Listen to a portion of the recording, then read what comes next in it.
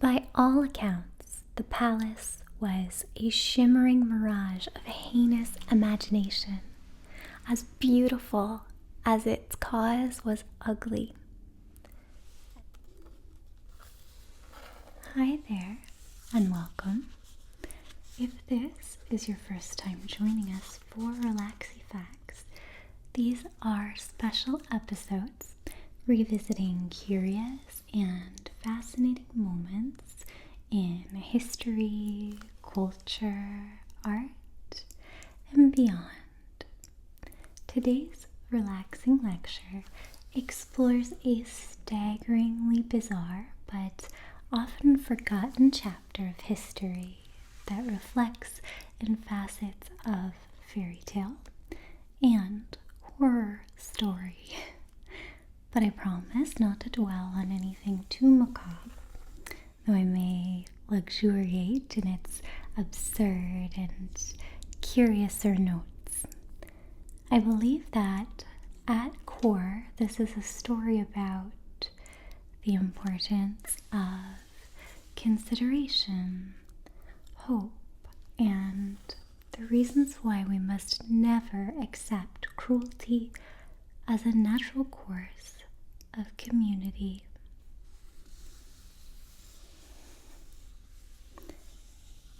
For some time I debated sharing this story here because it ventures in some murk and mire, and I know you come here to unwind. And it's also one of the most unforgettable, fantastical, true stories I've ever heard.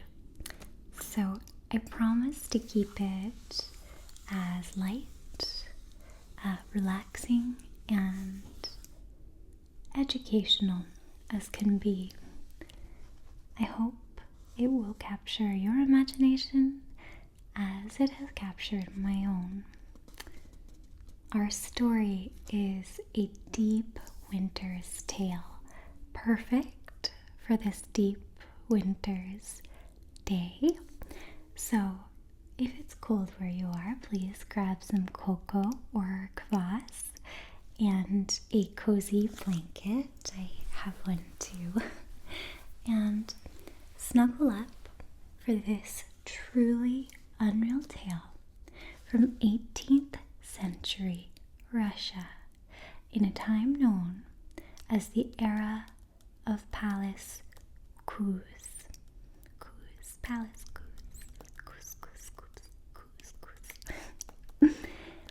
Here are all the trappings of a storybook. A deeply feeling, once mistreated girl of royal blood, love lost and love found, and even a sparkling palace of ice. And like most myths, this narrative is also a warning. Be wary of people who muster power by humiliating others, because hurt people are wont to hurt people, and frozen hearts are wont to shatter. This is the true tale of Empress Anna Ivanovna's Ice Palace.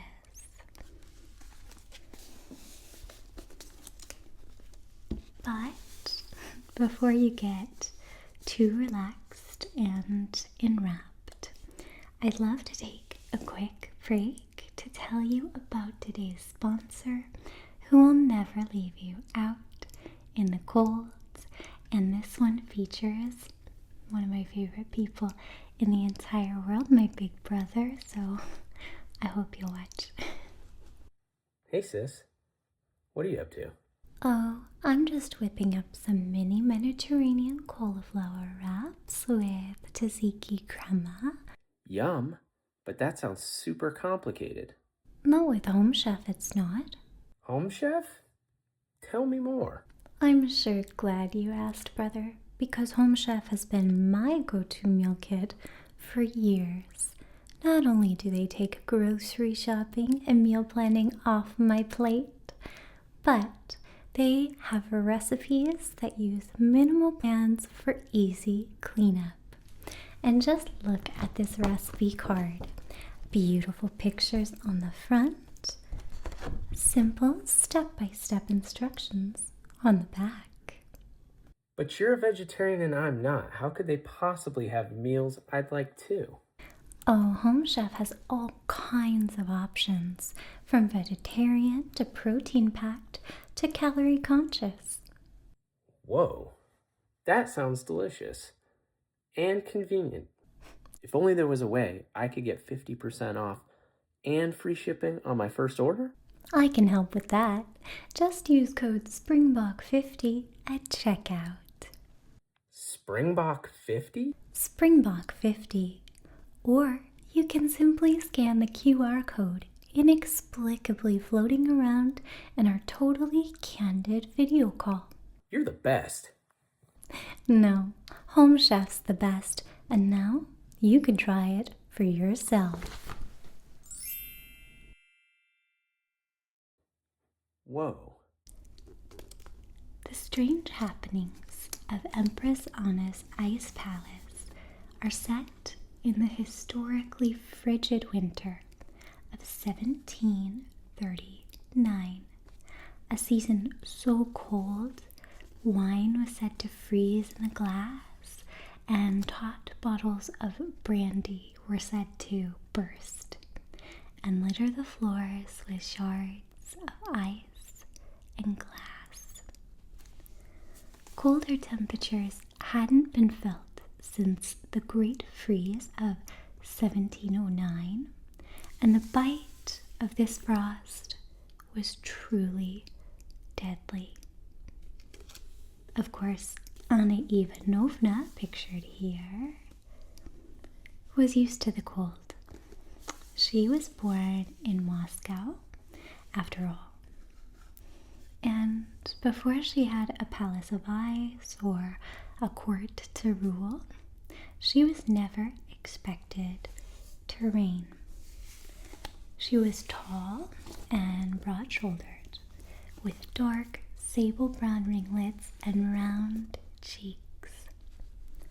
Sometimes viewed as sweetly mischievous, Scottish historian Thomas Carlyle famously compared Anna's cheeks to Westphalian ham, I guess a popular ham dish in Russia. Unfortunately, Anna knew similar bullying throughout her life, with many at court, including members of her own family, mocking her face and figure. Peter the Great, Anna's own uncle, had actually been the one to steer court standards away from the fuller figured form to a more waifish Central European beauty standard, and he likely set the tone for Anna's ridicule. I know, but you have to be quiet. You can sit right there, okay? Yeah, that'd be good. Is that a good spot for you?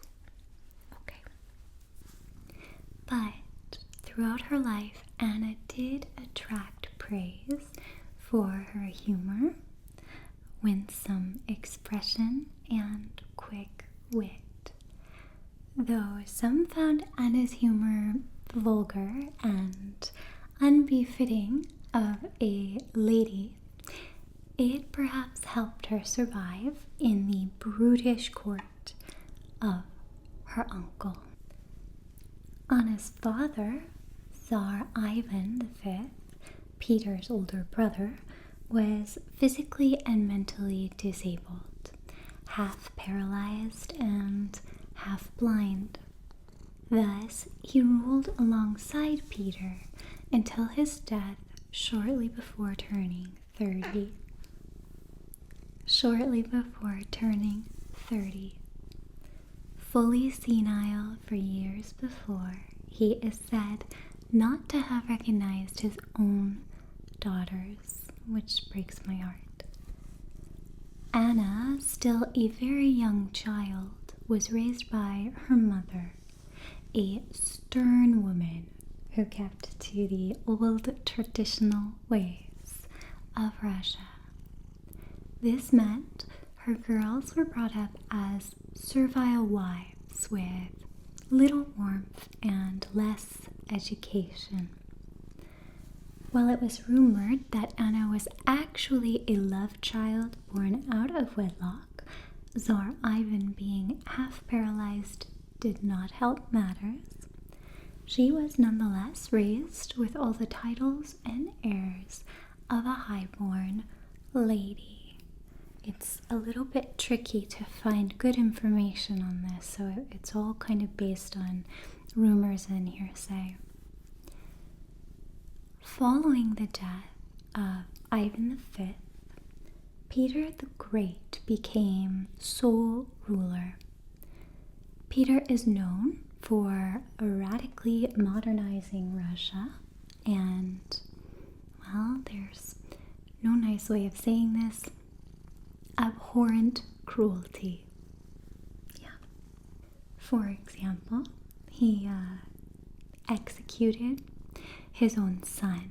And like so many heinous acts in history, I promise it has its own heinous consequences. But Peter named a whole city after himself, so his memory can survive without a more detailed biography here. I'm sure you've heard plenty about him. You've probably at least heard of the guy, and if you haven't, just imagine Nicholas Hoult from The Great, who played Peter's grandson and really nailed the malevolent barbarism of a Romanov. Anyhow, just as he wasn't super dad, Peter wasn't a great uncle either. In fact, as role modeling goes, I wouldn't even call him Peter the Passable. For the entirety of his life, he would see Anna Ivanovna as little more than a pawn and sometimes a punching bag. To that end, 17-year-old Anna was told to marry Frederick William, the Duke of Corland in modern Latvia, to secure Peter a political and financial alliance. That's right. Now, Anna's personal letters reveal she was excited, almost giddy, to marry him, so even though it was forced, she welcomed it. And it was only semi-literate, as she and her sister were raised with the sole purpose of being eligible, dutiful wives. So she may have had help in the composition of any letters that we'll reference. But trust me on this, a teen girl high on the prospect of courtly love applies herself to note writing. So here's one of Anna's early letters to her betrothed. So it's in this book, which is one of the sources I used. This book is very hard to find. It's called A Forgotten Empress, and it is by Mina Curtis, an academic of the early 1900s, I believe, and it is very interesting and seems to be mostly correct. I will say, though, that historians today disagree with some of the sort of accepted mythos around this entire episode. So some of the things she says in here I think are a little bit dated, but it does include some recreated primary sources like these letters. Okay, actually, just closer to the front. Where I marked it. Oh, right, okay. Alright, so this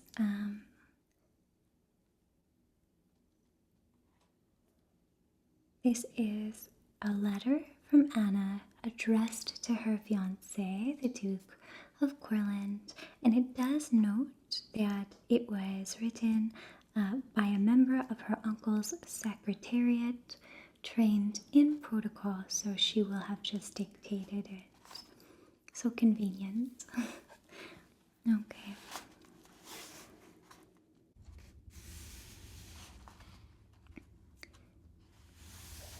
From the kind letter Your Highness sent on July 11th, I learned the greatest pleasure of our marriage, which is to take place thanks to the will of the Almighty God and their Imperial Highnesses, my dear relatives. At the same time, I cannot but assure Your Highness that nothing could delight me more than to hear of your declaration of love from me. For my part, I assure Your Highness that I share your feelings. At our next happy meeting, to which I look forward eagerly, I shall, God willing, avail myself of the opportunity of expressing them to you personally. I remain, illustrious Duke, Your Highness's obedient servant.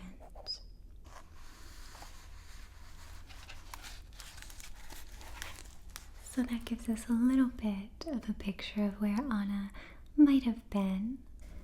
Now, some of Anna's jubilation may have been at the prospect of escaping her stern mother's management, but by all accounts, her early meetings with Duke Frederick were a dream of diamonds and honeyed wooing.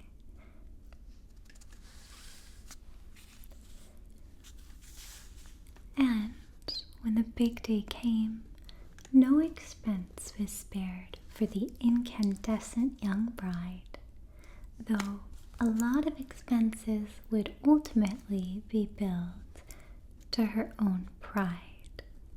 Still, it all started so perfectly. The cake, lavish and towering, was resplendent in real gold lace. Anna, too, was frosted in finery, white velvet embroidered with gold, a trained cloak of ermine and crushed crimson, all topped with jewels sprinkled across a crescent tiara. That night, fireworks dazzled above the river Neva, doubled and swirled by the churning waters below. In all her life, Anna had likely never felt central to anything. Not an heir, not a son, not an eldest child, and not even a great beauty. But, by all accounts, the bride shone and all drank happy toasts to the Duke and his Duchess.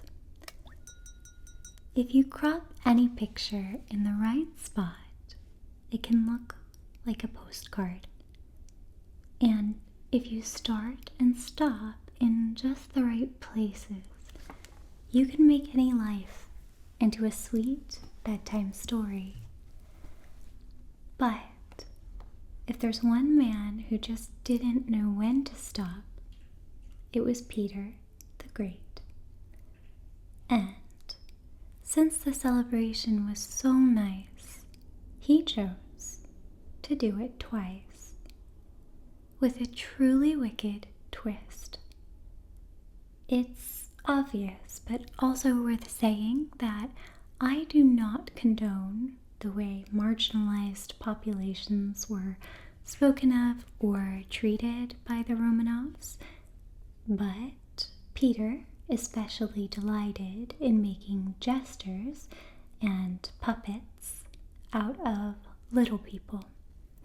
And while his cruelty really knew no trade or stature, the life of a person with dwarfism in the court would have been unbearable. Peter would routinely dress them in offensive costume, ply them with drinks, and literally make them dance for his guests and his own amusement. He used them in tableaus, parades, processions, had them launch fireworks from bare hands, fight one another, and even couple off at his command. Of course, a bully always thinks cruelty is testament to his own strength and cleverness. And if any took umbrage with Peter's petty proclivities, they praised him and glazed him anyway. So it was on the day after his niece's nuptials, Peter held a mock wedding starring the little people he kept as fools. One of the female jesters was dressed in a perfectly scaled replica of Anna's bridal garments, down to the ermine cloak and tiara, with her jester husband dressed as the Duke. Fed on flowing alcohol and scant else, all of Anna's noble guests were invited to egg on the little people in this farce. Like producers of some seedy reality show, Peter and his courtiers instigated japes, fist fights, and body dances, urging the jesters to debauch themselves for the court's pleasure. Historians tend to paint Anna as the day's direct victim, and I don't deny how deep emotional violations can scar. However, history tends to put these chapters down to little more than just a prank, bro. Well, in reality, it's far more grim and the cost far more human. That history often treats the jesters as a collective prop is a sad admission that almost seems to handwave the cold reality of their existences. But we'll see, even in the case of our anti-heroine, people's lives were not chronicled unless greatness was expected of them. So unless you were somebody really, really important, history tended to forget you. For Peter, the officially great, the festivities culminated in a raucous night of drinking with the freshly wedded Duke. So evidently, Peter goaded the groom into a drinking contest so fiercely fought that Duke Frederick was quite unwell the morning after. For her part, Anna, now Duchess of Corland, was mortified by the mock wedding and eager to depart the palace for her new home. Far from her belittling uncle, far from her draconian mother, the possibility for a new beginning seemed crisp as the morning air. Then Frederick William climbed aboard the wedding carriage, still absolutely sauced on good vodka, and made it about 20 kilometers from the palace before keeling over dead. His teenaged bride could only look on in astonished horror and total disbelief. The wedding pact made and sealed with vows, there was no going back to St. Petersburg now. So Anna soldiered on to frosty Corland, friendless and alone, still a child and now a widow after a paltry share of wedded happiness. Those mere hours of matrimony would be the only ever allotted to her. But she was still a duchess, right? That's gotta be plush. History tells us that even tragic duchesses are fascinating, well-dressed, high-haired people. But that's only when they're well-funded, and Duchess Anna Ivanovna was no Georgiana Cavendish. At the time, Corland was a beleaguered and hotly disputed territory, far-flung and fallow. It sat just south of the Gulf of Riga, claimed and contested by Sweden, Russia, and Poland. It was a precarious rule from the inside as well as the outside, with most citizens of Corland favoring the late Duke's brother as heir.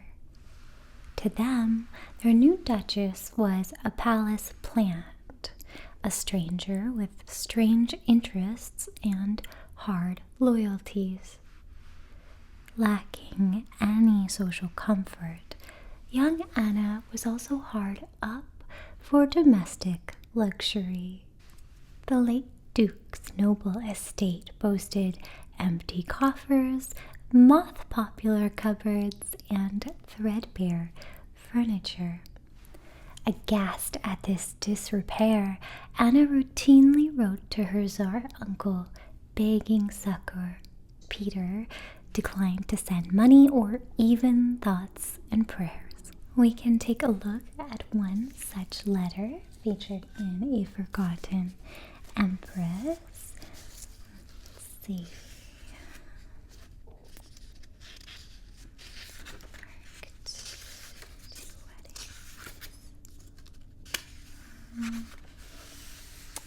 Where did it go?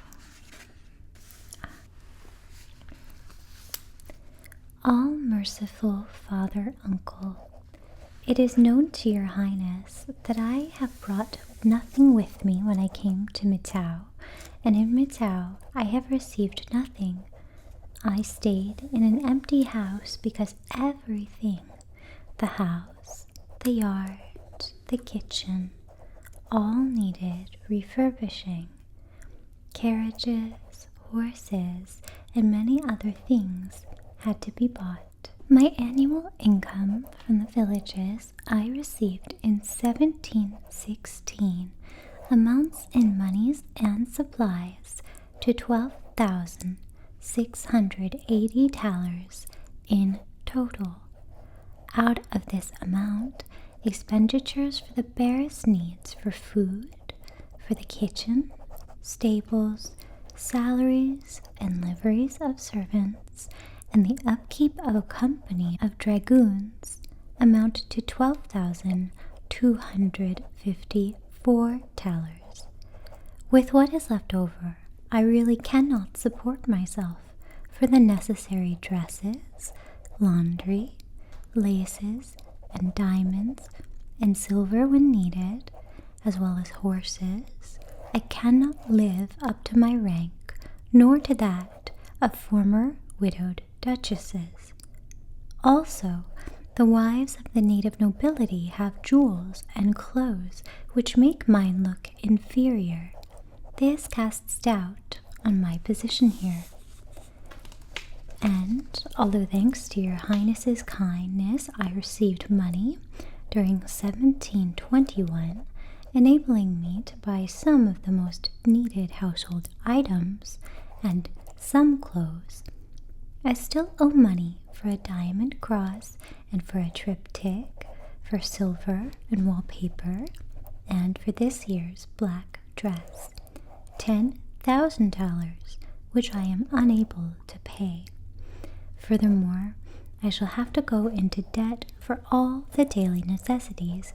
If I can't pay for them, I shall receive no credit.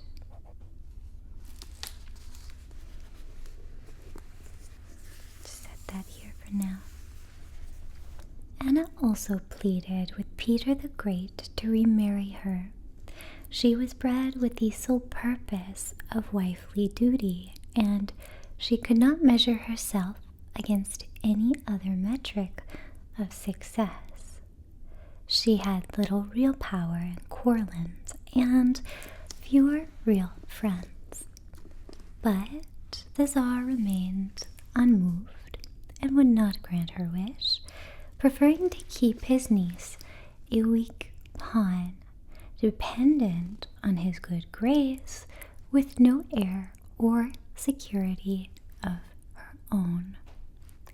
And so she languished in the alienation.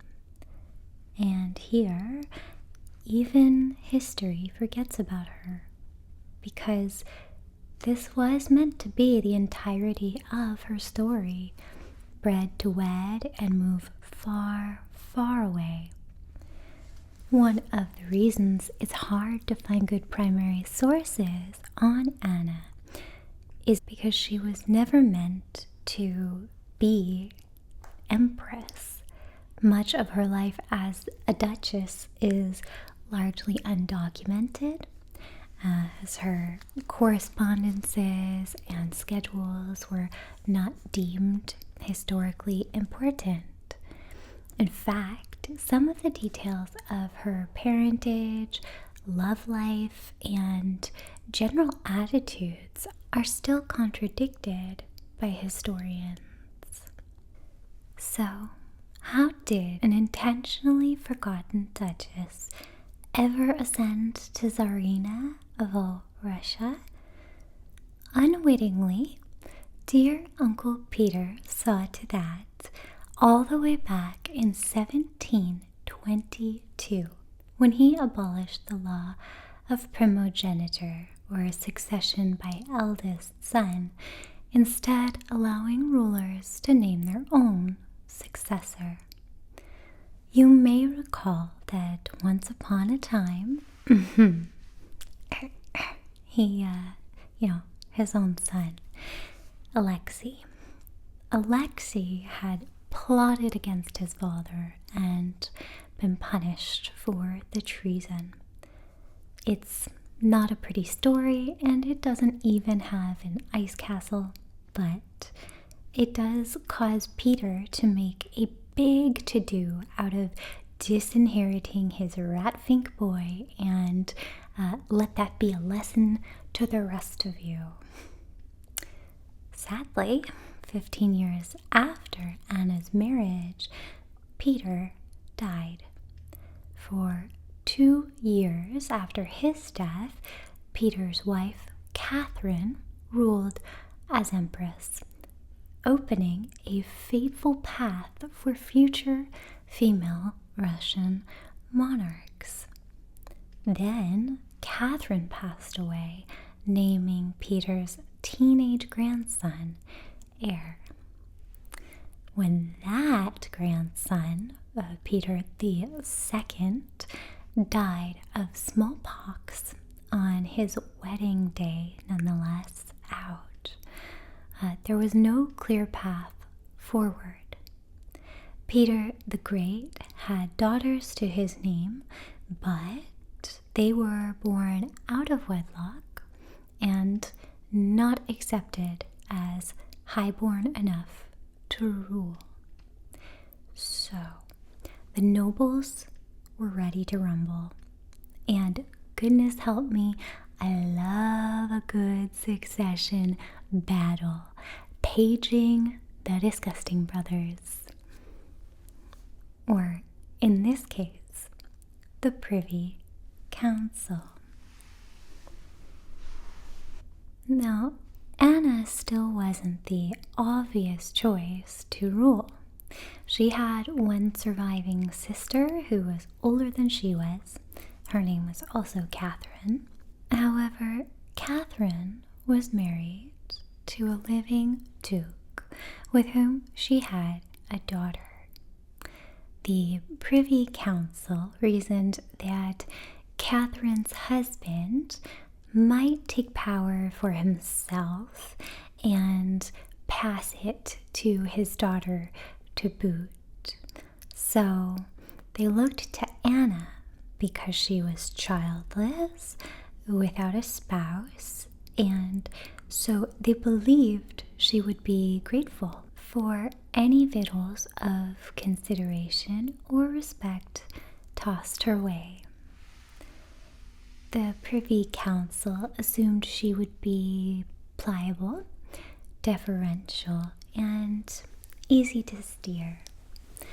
But, just to be sure, they forced Anna to sign a declaration of conditions. She could not declare war nor peace, impose new taxes, punish nobility without trial, appoint or promote ministers, or choose her own heir. Some historians even argue the conditions stripped her rights to marry or birth children. And even if her pride was silently screaming, "Free Anna," who was she to argue? So it was that at age 37, Anna Ivanovna, Duchess of Nowheresville, took the throne.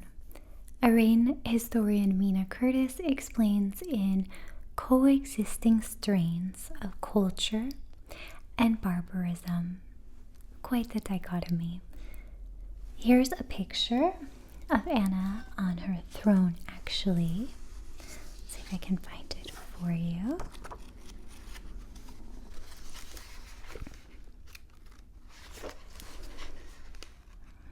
Okay, the pictures are here in the middle. And Anna, where are you? Ah, okay. So,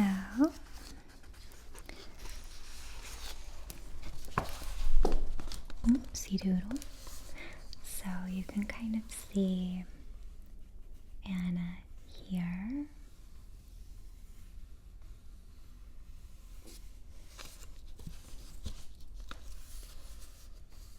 Like that. And yes, quite the elaborate throne. Nothing understated. That's for sure.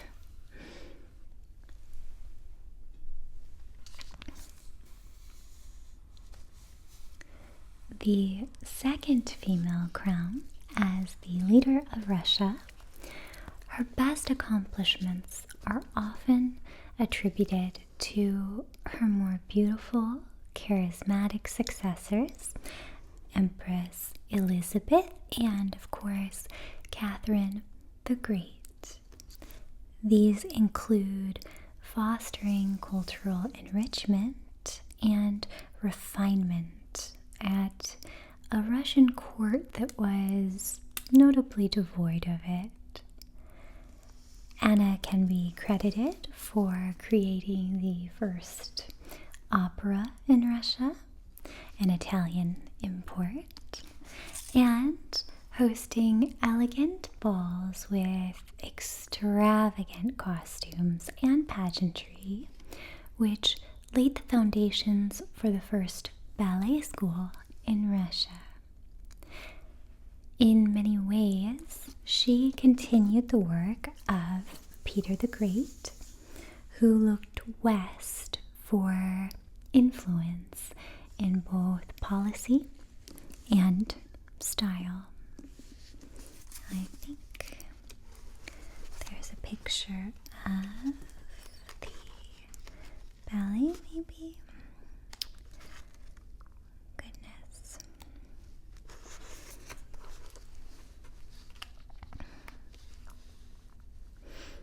These are... No, that's not it.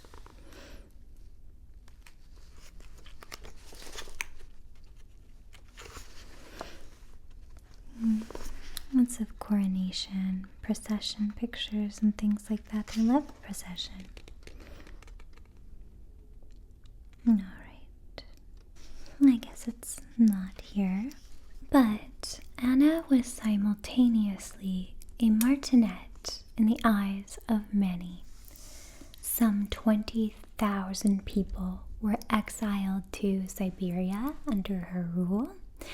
Though shocking as the statistic may seem, her more glamorous cousin and successor, Elizabeth, was known as just and merciful, all the while condemning some 15,000 subjects to torture and Arctic exile for things as trivial as selling spirits without permission. Though she did keep good on her promise to never execute a noble. And her picture is here. You can kind of see the contrast, I think, even in how she's depicted. Where did she go? Where did you go? Where did you go, Elizabeth? Where's Anna? And, here, okay. So Elizabeth Petrovna, her cousin, is here, looking infinitely more glamorous than most pictures of Anna. So it becomes hard to ignore that Anna, though dead to rights horrid in myriad ways, was also just not liked or lionized in her time, or any other. Certainly there are many reasons for this, but it doesn't escape me that Elizabeth is often lauded for her feminine beauty, and Catherine for her alleged appetite. Anna, though, neither lady nor tiger, neither dutiful mother nor avowed virgin, defied all the tropes through which women of her time were typically understood. However, this lack of traditional allure is not to say that Anna was entirely without charm. Most of her contemporaries credit her as that proverbial cool girl, the kind who can hang with the guys and riff along with bawdy jokes. But even though people acknowledged Anna was no shrinking violet, they were not clocking that she was standing on business until she took power and showed the world the roaring Romanov within.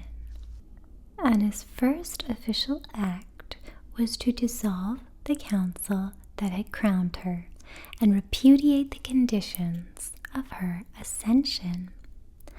Of the men who had drafted those terms, some got a one-way trip to Siberia and some to the scenic scaffolds of St. Petersburg.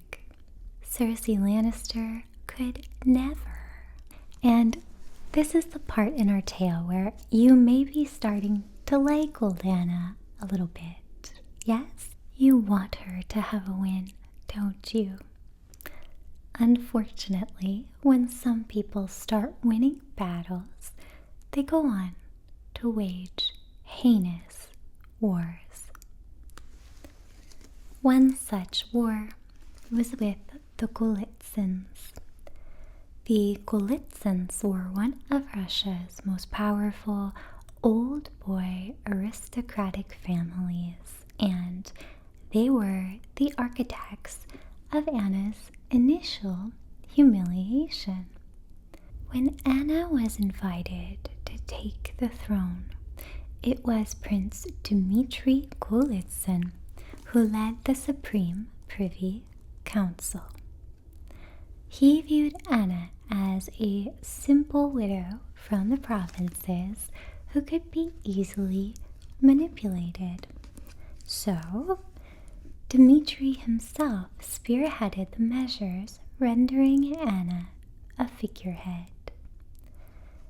Adding insult to injury, Anna overheard Dmitry icily proclaim her an unworthy ruler on the day she signed his conditions.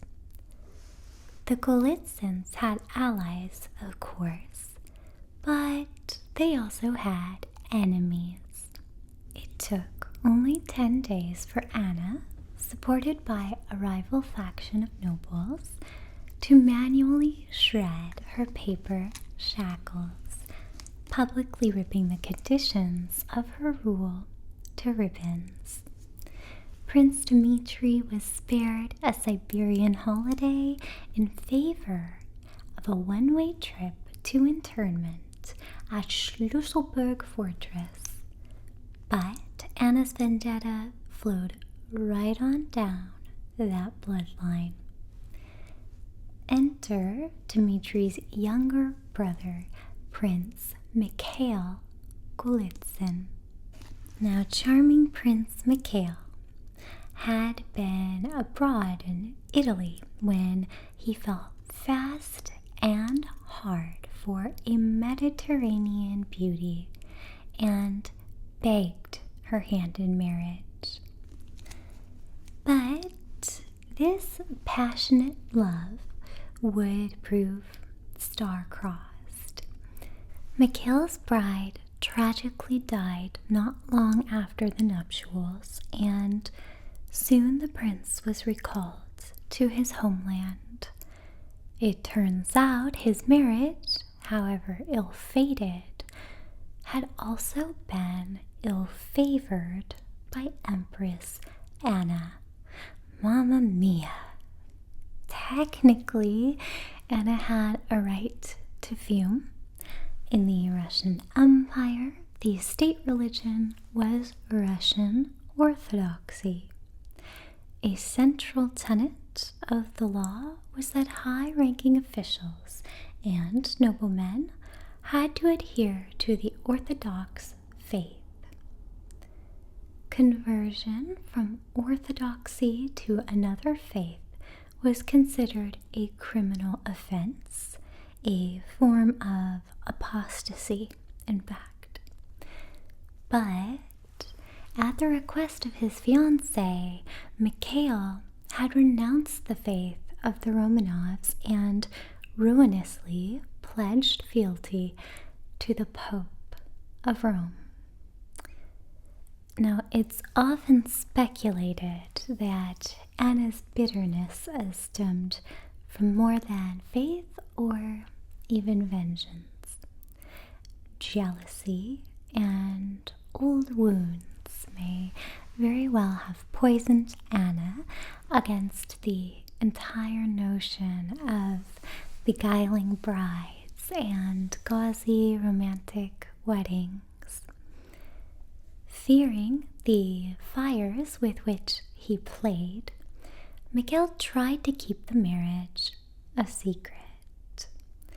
And just as the Golitsins had enemies on the outside, all was not well within the family, with political aspirations and old tensions plaguing unity.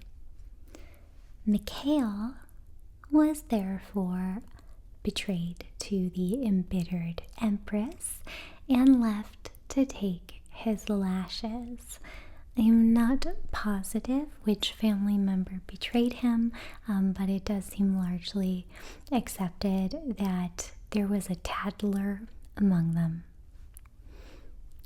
In the eyes of the Empress, a control freak with a hot temper, and one who fancied herself an expert matchmaker, abandoning the Russian Orthodox faith on a romantic whim was unacceptable for a man of Golitsin's status. Let's not forget that Mikhail's wife had died shortly after their wedding, and one might assume that Anna, of all people, could find common ground in this loss, but she did not. Instead, Mikhail was stripped of his autonomy and dignity and recalled to court as a jester. You see, the Empress had opted to continue the cycles of grotesquerie and humiliation learned from her uncle, and she did it with real panache. Initially, Mikhail was made royal cumberer of the kvass, a traditional Russian refreshment, and given the mocking moniker Prince Kvasnik. And while some noble courtiers might bear cups of wine or spirits, kvass, I think it's really, I've heard Maria Gentle Whispering say it's like kvass, was a fermented drink popular amongst the peasantry, so it was very common. But this indignity was just the first and least of many. And her next move was truly foul. Perhaps because Anna didn't really enjoy kvass, she reassigned Golitsin to amuse her and her courtly guests. Day in, day out. Sat in a giant nest of straw and festooned with feathers, he was forced to cluck and flap like a chicken and mime laying eggs on command. I should be clear, she did give him a choice: the chicken thing or execution. Anna was so pleased with this arrangement that she often invited other out-of-favor nobles to lay eggs alongside Mikhail, proving that you didn't want to, and this is the last time I'll do this, run afoul of the Empress. So, time passed.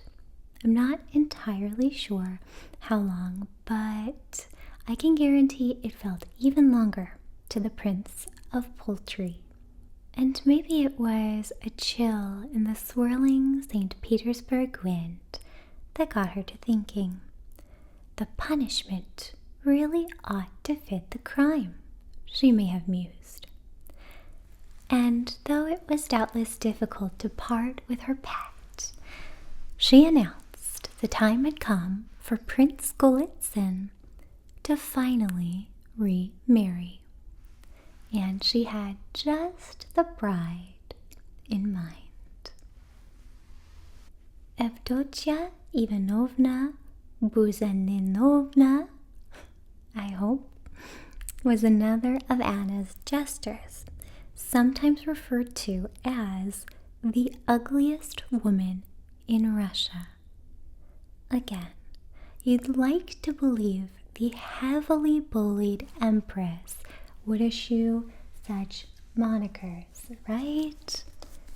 But she absolutely relished them. In fact, it's said that she gave Avdotya her surname, a wordplay on a Russian preparation of roast pork. Again, We've got to come up with better insults than calling each other pigs. It's lazy and not very fair to pigs. Sorry. Empress Anna is said to have taunted Mikhail with the announcement, emphasizing how delighted he must be since, he loved getting married so much. Whatever fairy tales have taught you about mistreated princesses rising above, remember that real flesh and blood people often just recycle the cruelty shown to them. Anna, we were all rooting for you. It's hard to separate fact from fiction regarding Avdotya, the bride, especially because misinformation really adds to the spectacle of all that's to come. What seems likely is that she was a Kalmyk widow, some years older than Mikhail, possessing a curved spine, and so she was often called a hunchback. She would not have been given a choice in these nuptials. It is also unlikely she did anything particularly to upset the Empress. Anna simply found her repugnant, subhuman, and perfectly suited to humiliate Mikhail. I do wonder what all this grotesquerie looked like through Avdotya's eyes. She couldn't have known the finer points of noble intrigue, and she couldn't have imagined what Anna had in mind when she spoke of a wedding. And while not a lot is known of her, I know she was brave, and I know she was quick-witted. We'll see more of that in just a little bit. But before she had to be, maybe she was a little excited. Maybe the Empress pitched this affair as a Cinderella fantasy of sartorial splendor and happily ever after. After all, the wedding was ostensibly the capstone festivity celebrating a great victory over the Ottoman Empire and the signing of the Treaty of Belgrade. Diplomats and officials from all regions of Russia were invited, and along with them came a diverse procession of ambassadors and, of course, jesters. Tidings of elation stirred around the twisting palace corridors as guests drank deep of diversions and merriments.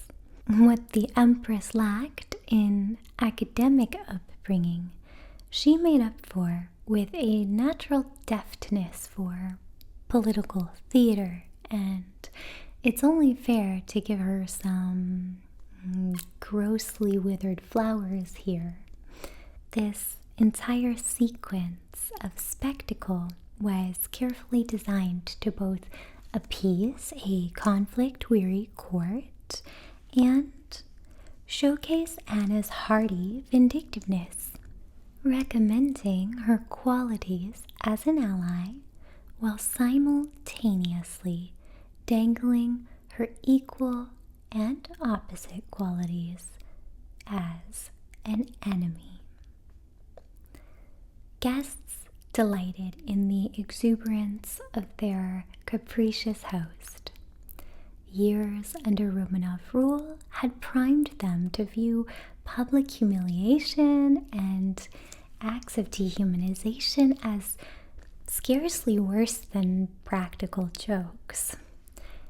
If any at court pitied Prince Golitsin or his jester bride, they wisely kept that sympathy to themselves. After all, there was always public interest in weddings, and anyone could be made to star in one. Finally came the blessed day. As the winter sun rose, casting frosty veils of falling light, nobles and serfs alike flooded the streets of St. Petersburg, clamoring for a peek at the hapless couple. Remember, this was a historically frigid winter, with lows as cold as -40 degrees. The sub-zero season saw the Rhine, the Seine, the Thames, and the Danube frozen solid for months at a time. Birds were said to fall from the sky like giant balls of hail, portentous omens of dark tidings. But even the deadly chill could not keep crowds from the parade route of the resplendent wedding procession. A train of goat-pulled carts snaked through the city, conducting drunken jesters, performers, and ambassadors to the shores of the frozen Neva River. Those from other regions were dressed in stereotypical folk costume and made to perform regional music for the satisfied amusement of the elite. Some historians suggest both the music and attire were meant to satisfy distorted stereotypes rather than celebrate culture, and the general ambiance was closer to that of a freak show than a folk festival. Use my code EATTHERICH to get a hollow sense of retribution at the conclusion. The bride and groom themselves were dressed in finery and seated, get this, in an iron cage atop the back of an elephant outfitted in giant silk slippers. The cavalcade's culminating vignette like Santa on Macy's Day. I think there's pictures of that one in here. Perhaps not though. I'll put one up on screen.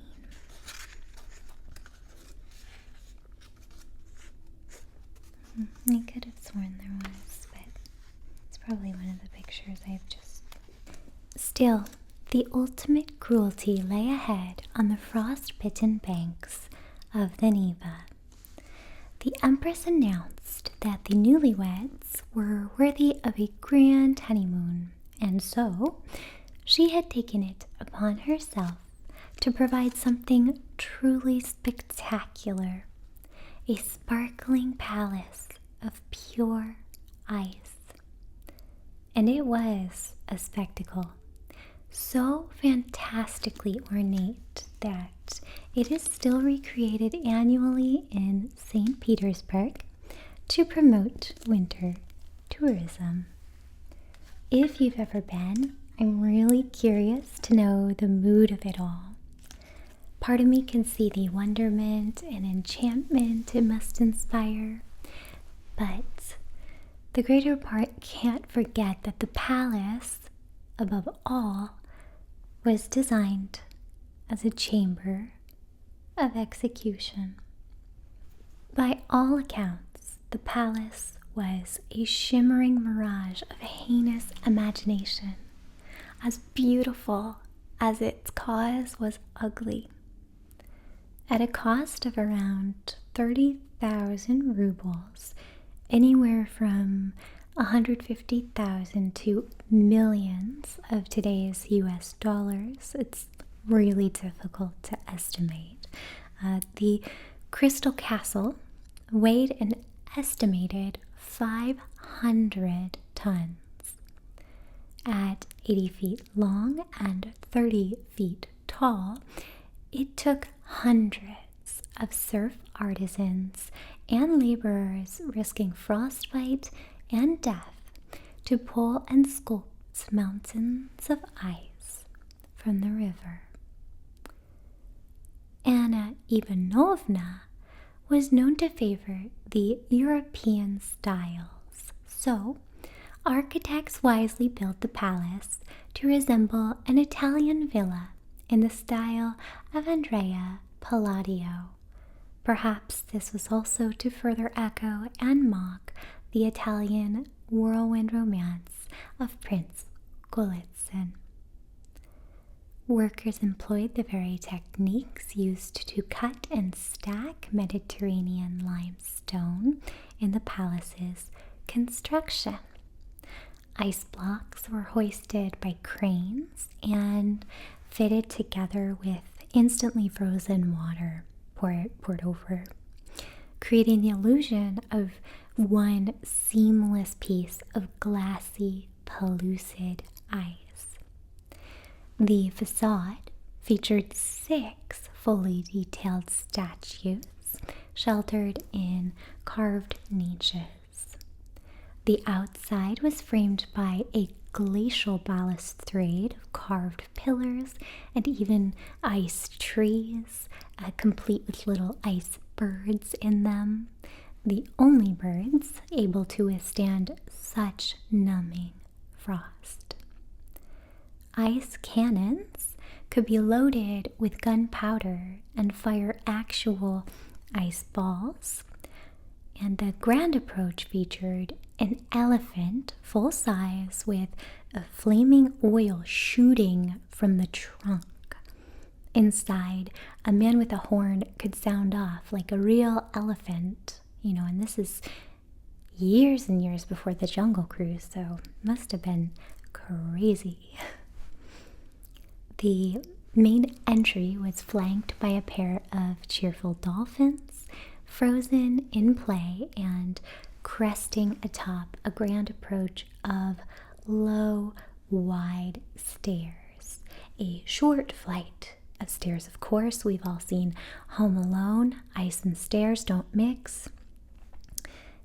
These then fed into a hall where thin ice windows allowed in the pale light from a winking banner of stars outside. The heart of the palace was the honeymoon suite, a stately bedroom boasting a 4-post bed and sparing no details, with toiletry bottles, pillows, quilts, and trinkets, all carved from ice. I know I'm saying ice a lot. Suffice to say, if I name it, it's frozen. So candlesticks, wine bottles, nightcaps, and books, all meticulously stiff and polar cold. Goblets and glasses and a robust board of food were laid there, none edible, all pale bluish phantoms of frozen water. Actually, some details were even tinted with dye to look more convincing, like blushing burgundy wine and a marble green mantle on the fireplace, vengeance outweighing verisimilitude. Like the fireplace and candlesticks, suggestions of warmth were sadistically speckled across the grounds. A traditional Russian bathhouse cabin was fabricated just outside the palace of expertly hewn and fitted ice logs.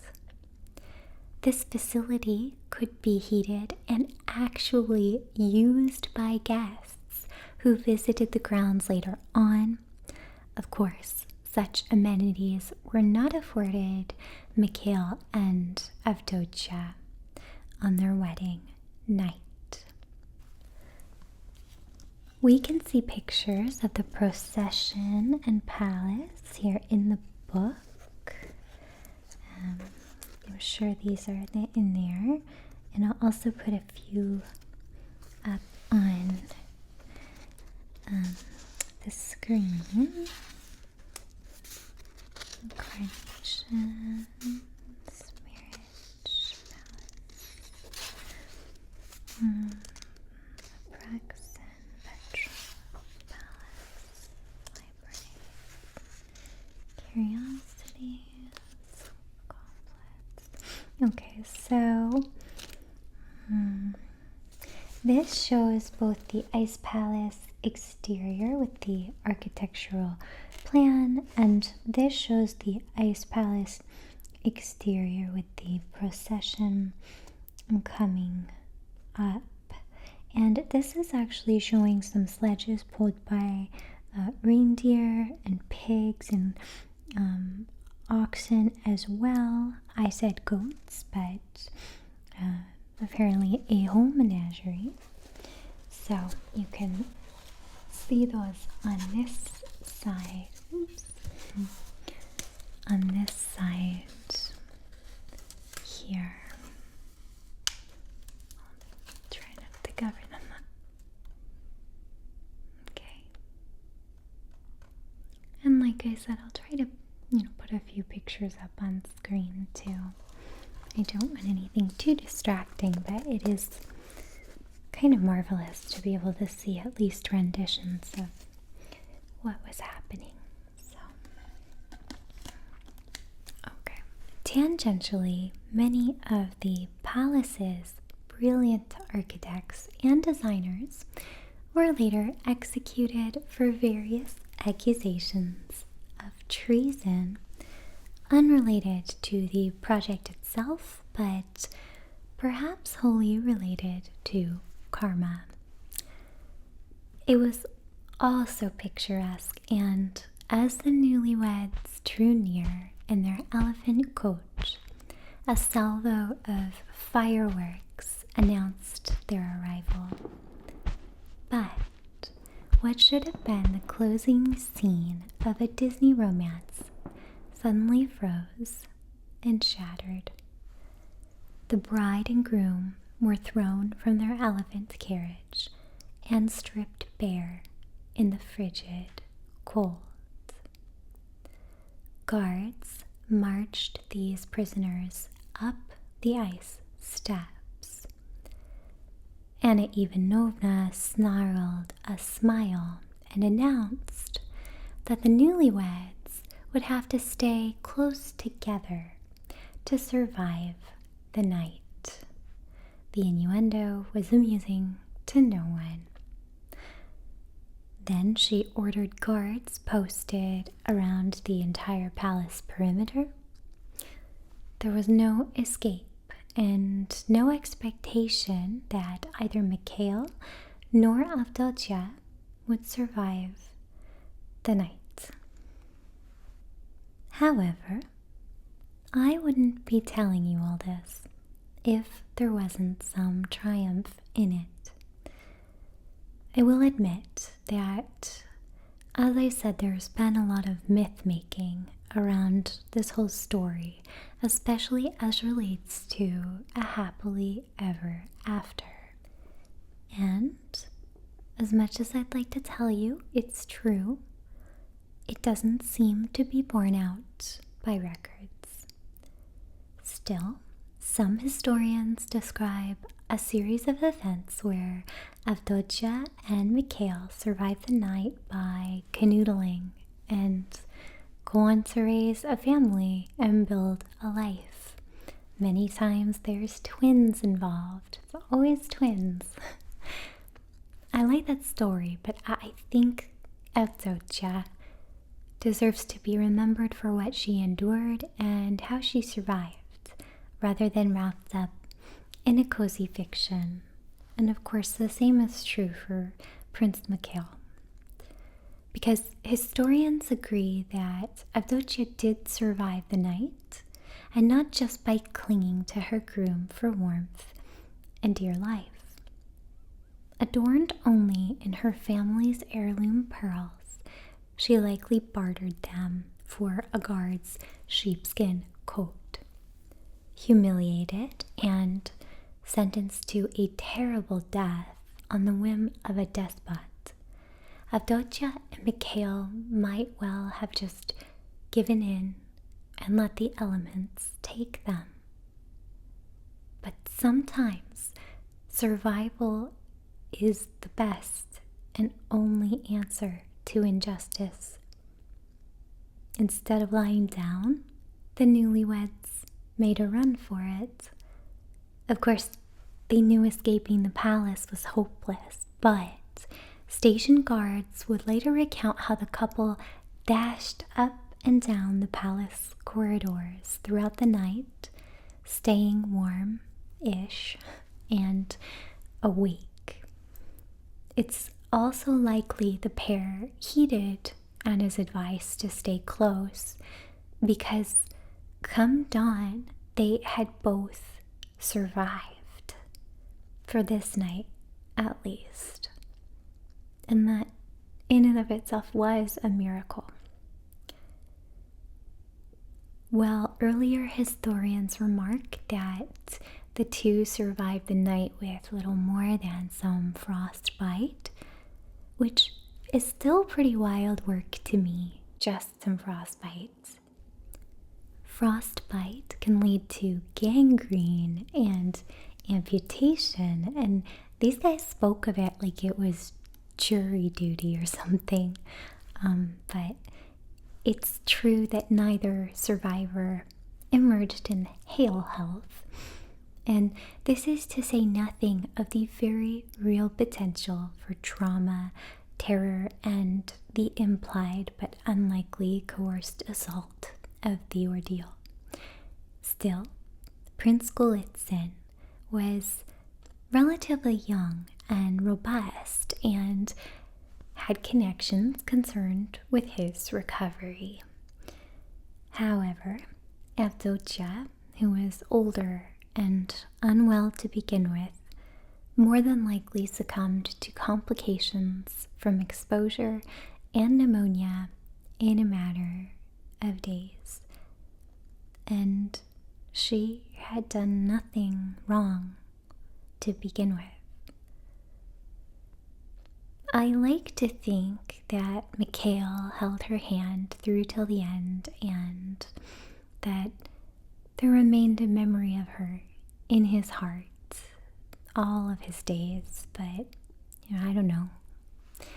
I do know that Mikhail lived on. He went on to marry again and live a long life. He is said to have had children of his own and by all accounts been happy. And a good deal of that life was free from Empress Anna Ivanovna. Now, if I know one thing about most of my audience, it's that you are largely compassionate folks. But maybe you'll not mind a morsel of karmic justice to end our tale.